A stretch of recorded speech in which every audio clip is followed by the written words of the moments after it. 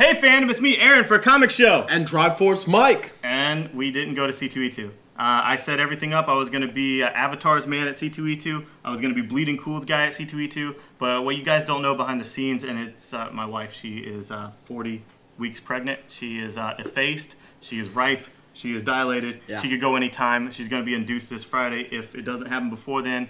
And I just couldn't do it. I wanted to, but I couldn't. I'm on my second marriage. I got to make this one work, guys. I got to make this one work. I'm sorry.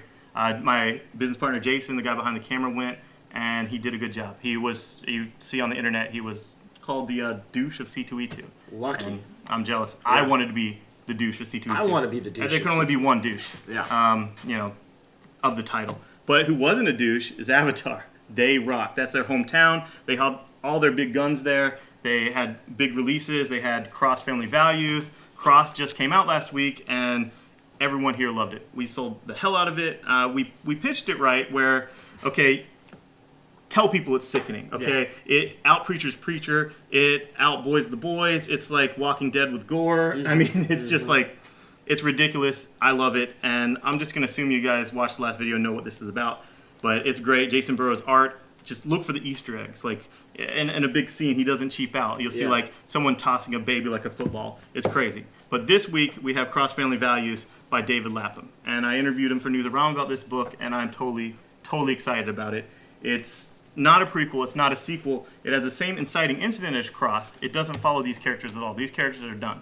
And it is just as disgusting as some of this before the inciting incident, before there's any Cross. That family is so screwed up, it's ridiculous. And it's really what Lapham's great at, from Stray Bullets and all that. So if you shop at a comic shop, you'll get this free when you get it. And you can put this on and you can do all the raping you want to do, just like the Cross do, and the police won't know it's you because you'll look like that. And then when they do the All Points Bulletin and the sketches, it'll look like that. So anyway, I think people should give it a shot. If you like the violence of this, if you like sickening stuff, just try it. It's definitely good.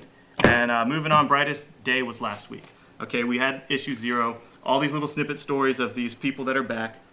I loved it. Okay, Hawkman, wonderful. I think Jeff Johns had found a way to make Hawkman's past work, to make it so that Hawkman is basically smashing his continuity with his mace. He's like Conan with wings, he has a mace and he hits stuff. How do you make all these incarnations work while having him fight his past incarnations? Yeah. Obviously, Jeff Johns is the man. That's where I think he's going.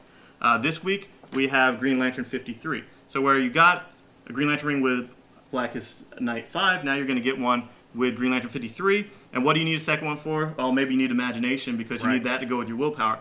But what you need, just follow Hal's example. So now you can deputize someone to be your deputy Green Lantern. I'm sure all of you have at least one black friend. Yeah, that's not for you. Oh, okay.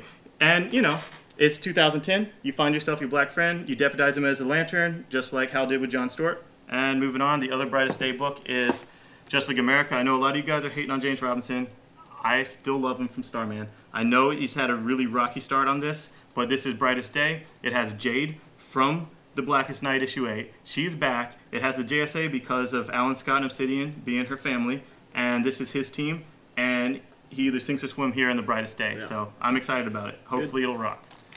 Moving on to Marvel. This is the book. Who will wield the shield? Okay, this is Who Won't Wield the Shield. It's coming this week. A lot of people don't know about it. A lot of retailers probably didn't order it or didn't order it well. It's awesome. We've read it. It's Jason Aaron, it's Matt Fraction, and Stuart Moore. And Jason Aaron is the connective tissue, and his story is awesome. He's in the story. Brubaker's in the story. It's kind of like Superboy Prime with the DC staffers, except instead of staffers that no one but us knows, it's actually these writers that everyone knows. Everyone's inside the joke.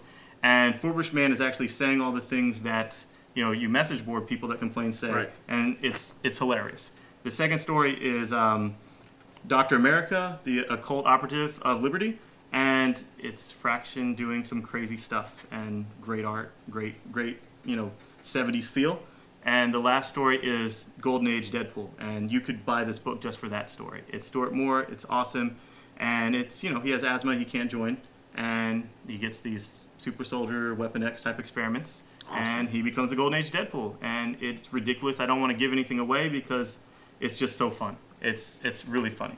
And moving on to the Dollar Menu. Dollar Menu is very close to our heart. It's how we sell books. We love to give the first one free. And we have one of the big juggernauts. This is New Avengers #1 by Bendis. $4. and this sets up everything. It sets up everything through Siege. If what happened with Sentry is led, Right. it definitely already. You'll see stuff in issue 1 with eye color and different things, and just little mouse moving. You don't know who's talking, and that all goes all the way to Secret Invasion. Yep. So it's brilliant, and if you don't like it, you don't like it. And if all you know is the internet negative, you never read it, it's $1. Read it, make up your own mind.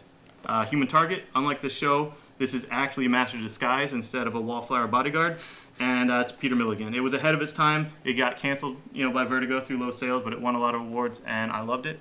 And the final thing, we always talk about one thing that we're just kind of snippety about. It's Girls Dollar Book. Basically, it's a zombie story, but instead of zombies, it's a bunch of naked chicks, and instead of wanting to eat you, they want to have sex with you. They do beat up and kill the women. And that's it. And there's also a giant sperm, and who wouldn't love a comic with a giant sperm? And that's it, man. Cross this week. Get the Cross. Oh, yeah. Get this. Enjoy it. Give Cross Family Values a chance. I loved it. And we'll see you guys next week. Thanks. Bye.